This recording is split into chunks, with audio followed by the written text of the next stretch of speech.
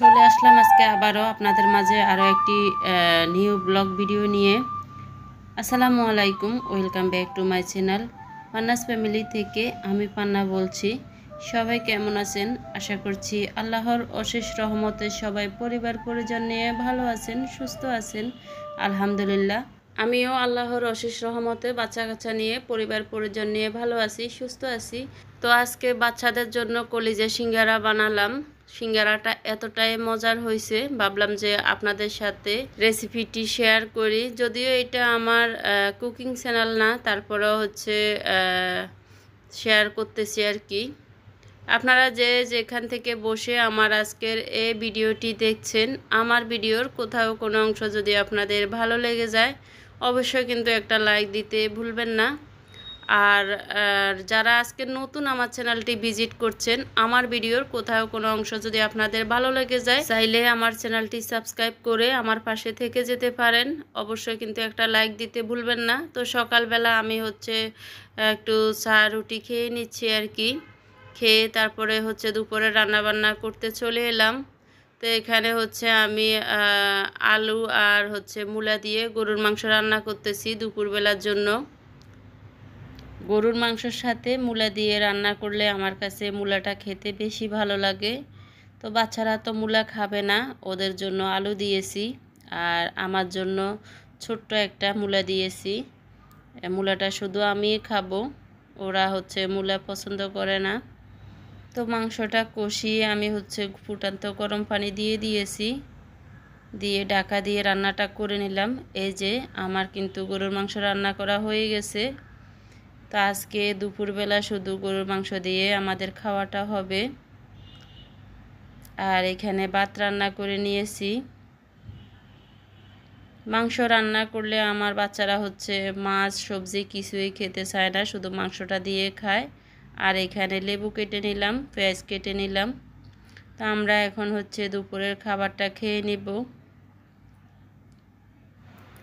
ইদানিং আমার শরীরে এত বেশি সমস্যা দেখা দিচ্ছে, প্রতিদিনই অসুস্থ থাকি। আর মোবাইলের দিকে তো তাকাতেই পারি না, মাথা ব্যথা করে, মনে হচ্ছে চোখে অনেক বেশি সমস্যা হয়ে গেছে। জানি না কতদিন এই কাজটা করতে পারবো। মাঝে মাঝে মন চায় যে আর ইউটিউবে কাজই করব না, এতটাই শরীর খারাপ করে। তো যাক, কথা বলতে বলতে এখানে আমি কলিজা সিঙ্গারা বানানোর জন্য চলে আসলাম। এখানে মুরগির বুকের মাংস নিয়েছি আর কলিজা নিয়েছি দুইটা, মানে দুইটা মুরগির কলিজা আর হচ্ছে মুরগির বুকের যে মাংসটা থাকে না ওইটা নিয়েছি আর কি, একটু একটু করে কেটে নিয়েছি। তো এগুলো এখন আমি কালো গোলমরিচের গুঁড়ো দিয়েছি 1 চা চামচ আর লবণ দিয়ে পানি দিয়ে সিদ্ধ করে নিলাম। এই যে তারপরে হচ্ছে কলিজার সাথে আমি আলু দিব, আলুগুলা ছোট ছোট পিস করে কেটে নিয়েছি, এখানে লবণ আর পানি দিয়ে সিদ্ধ করে নিচ্ছি। তো মুরগির মাংস আর কলিজাটা সিদ্ধ করা হয়ে গেছে, এখন এই যে ছোট ছোট করে কেটে নিলাম। তো এখন আমি সিঙ্গারার ভিতরে দেওয়ার জন্য আলু আর মুরগির মাংস কলিজার ফুটটা রান্না করে নিব। তার জন্য ফ্রাই প্যানে একটু সয়াবিন তেল দিয়ে পেঁয়াজ কুচি আর হচ্ছে কাঁচামরিচ কুচি দিয়ে একটু নেড়ে ছেড়ে ভেজে নিচ্ছি। তো এখন আদা রসুনের পেস্ট দিয়ে দিলাম 1 চা চামচ করে আর কি। যেহেতু অনেকখানি মাংস আর কলিজা, তো সেজন্য আমি 1 চা চামচ করে দিয়েছি, একদম লেবেল করে 1 চা চামচ করে দিয়েছি আর কি আদা রসুনের পেস্ট। তারপরে তো আদা রসুনের পেস্ট দিয়ে একটুখানি নেড়ে ছেড়ে ভেজে নিয়ে তারপরে দিয়ে দিলাম সামান্য হলুদ গুঁড়ো আর হচ্ছে 1/2 চা চামচ করে জিরা ধনিয়ার গুঁড়ো, তারপরে লবণ দিয়ে দিলাম। তা আমি এখানে কিছু গাজরও কেটে দিয়ে দিলাম, দেখতে ভালো লাগবে, খেতেও মজা লাগবে সেজন্য। তো গাজরগুলো দিয়ে কিছুক্ষণ নেড়ে ছেড়ে নিলাম আর কি, সামান্য একটু পানি দিয়ে। তারপরে হচ্ছে আমি কলিজা আর মাংসটা দিয়ে দিলাম, আলুটাও দিয়ে দিলাম, আবারও 1 চা চামচ গোলমরিচের গুঁড়ো দিয়ে দিলাম। তো কিছুটা পানিও দিয়ে দিলাম, ফুটান্ত গরম পানি। তো এখন হচ্ছে দিয়ে দিলাম সয়া সস 1 চা চামচ। তারপরে হচ্ছে কিছুক্ষণ নাড়াচাড়া করে নিব। চুলার আঁচ মিডিয়ামে রেখে আমি এগুলা কিছুক্ষণ রান্না করে নিব। তারপরে হচ্ছে এখন দিয়ে দিলাম টমেটো সস। এই টমেটো সসটা দিলে অনেক বেশি মজার হয়ে থাকে সিঙ্গারাটা। তো আমার কিন্তু সিঙ্গারার ভিতরের ফুডটা রান্না করা হয়ে গেছে।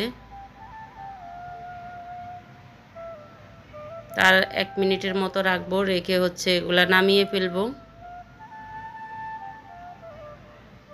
এই তো আমার সিঙ্গারার ফুডটা কিন্তু রান্না করা হয়ে গেছে। এখন হচ্ছে আমি সিঙ্গারার জন্য আটা মেখে নিব। তার জন্য এখানে 3 কাপ আটা নিয়ে নিচ্ছি। আমি আজকে আটা দিয়ে সিঙ্গারাটা বানাবো। তারপরে দিয়ে দিলাম স্বাদ মতো লবণ, দিয়ে দিব এখন হচ্ছে কালিজিরা। এই কালিজিরাটা দিলে হচ্ছে সিঙ্গারাটা খেতে বেশি ভালো লাগে। তো আমি 1 চা চামচের মতো কালিজিরা নিয়ে নিলাম। আর এভাবে হাতের তালুর মধ্যে রেখে 2 হাত দিয়ে ভালো করে ঘষে এগুলা হচ্ছে দিয়ে দিব। এভাবে একটু ঘষে দিলে কালিজিরার গ্রানটা বেশি ভালো আসে, সেজন্য আর কি দিলাম। তো এখন দিয়ে দিব আমি সয়াবিন তেল। তো এখানে আমি প্রায় 2 টেবিল চামচের মতো সয়াবিন তেল দিয়েছি। তো এগুলা ভালো করে হাত দিয়ে ডলে ডলে এভাবে মিক্স করে নিব।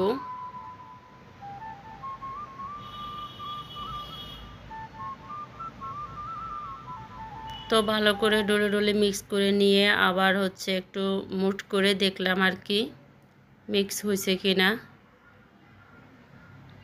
তো এখন আমি নর্মাল পানি দিয়ে হচ্ছে আটাটা করে নিচ্ছি, মানে আটাটা মেখে নিচ্ছি আর কি।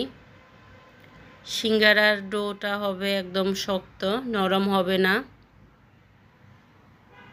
আবার একেবারে শক্ত করতে যাবেন না, নয়তো আপনারা সিঙ্গারার জন্য রুটিটা বেলতে পারবেন না, অনেকটাই কষ্ট হবে। তো আমার কিন্তু আটাটা মাখা হয়ে গেছে। এখন হচ্ছে আমি 10 মিনিটের জন্য আটাটা রেস্টে রেখে দিলাম ঢেকে। 10 মিনিট হয়ে গেছে। এখন হচ্ছে ভালো করে মথে নিব।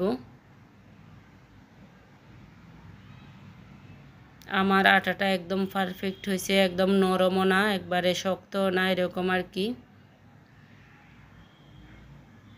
সিঙ্গারাগুলা বানানোর জন্য এখন আমি লেচি কেটে নিচ্ছি। আর এই সিঙ্গারাটা আমার বাচ্চারা খুবই পছন্দ করেছে, খেতে কিন্তু খুবই মজা লেগেছে ওদের কাছে। তা আমি এখন হচ্ছে সিঙ্গারাগুলা বানিয়ে নিব। বানাতে একটু কষ্ট হলেও কিন্তু ঘরের বানানো জিনিস খেতে খুবই মজার হয়ে থাকে। তো রুটিটা বেশি পাতলাও না আবার মোটাও না, এরকম করে বেলতে হবে। আর একদম গোল করে বেলা যাবে না, হালকা একটু লম্বাটে করে আর কি বেলতে হবে, তাহলে সিঙ্গারার শেপ সুন্দর হবে আর কি। তো আমি রুটিটা মাঝখান থেকে একটা ছুরি দিয়ে কেটে নিয়েছি। এখন হচ্ছে সিঙ্গারাগুলা বানিয়ে নিব। আপনারা দেখে বুঝে নেবেন আমি কিভাবে সিঙ্গারাটা বানাচ্ছি, এখানে বলে বোঝানোর কিছু নেই। এক সাইডের মধ্যে একটু পানি লাগিয়ে অন্য সাইডটা দিয়ে একটু জোড়া লাগিয়ে দিব। তারপরে হাতের মধ্যে এভাবে রেখে আমি হচ্ছে সিঙ্গারার পুরটা দিয়ে দিব একটা চামচের সাহায্যে। তো বেশি করে পুর দিয়ে দিব আর কি, যতটুক দেয়া যাবে অতটুকু দিব। তারপরে হচ্ছে এই যে পানি লাগিয়ে নিলাম আবারও। তারপরে হাত দিয়ে এভাবে টিপে টিপে মুখটা বন্ধ করে দিব। আপনারা ভালোভাবে দেখে নেবেন আমি কিভাবে সিঙ্গারার শেপটা দিচ্ছি।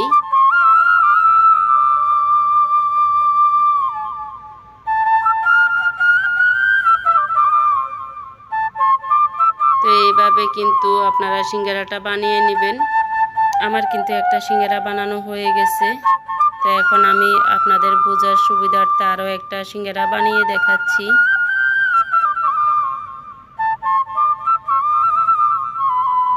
আবারও হচ্ছে আমি এক সাইড থেকে পানি লাগিয়ে অন্য সাইড দিয়ে জোড়া লাগিয়ে হাতের মধ্যে রেখে সিঙ্গারার পুরটা দিয়ে দিলাম, দিয়ে আবারও মুখটা বন্ধ করে দিলাম। দেখেন কতটা সুন্দর হয়েছে সিঙ্গারাগুলা। তো আমার কিন্তু সবগুলা সিঙ্গারা বানানো হয়ে গেছে। এখন হচ্ছে আমি সিঙ্গারাটা ভেজে নিব। তো এখানে ভাজার জন্য চুলার মধ্যে একটা তেলের পাতিল বসিয়ে তারপরে পর্যাপ্ত পরিমাণে তেল দিয়ে দিলাম। তো ডুবা তেলে কিন্তু সিঙ্গারাগুলা ভাজতে হবে মিডিয়াম আছে। তো আমি সবগুলা সিঙ্গারা হচ্ছে ভেজে নিচ্ছি।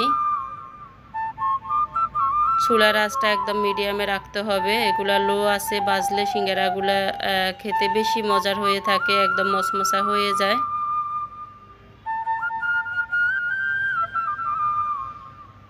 তো এই তো আমার কিন্তু সিঙ্গারাগুলা ভাজা হয়ে গেছে।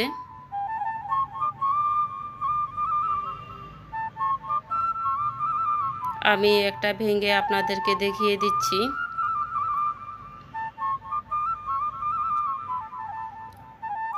সিঙ্গারাগুলা খেতে এতটাই মজার হয়েছিল, মন চায় যে প্রতিদিনই বানাই। এতক্ষণ পর্যন্ত কেউ আছেন কিনা জানি না, যদি থেকে থাকেন মন থেকে জানাই অনেক অনেক ভালোবাসা। তো আমার আজকের ভিডিওটি আপনাদের কাছে কেমন লেগেছে আপনাদের ব্যক্তিগত মতামত জানাতে ভুলবেন না।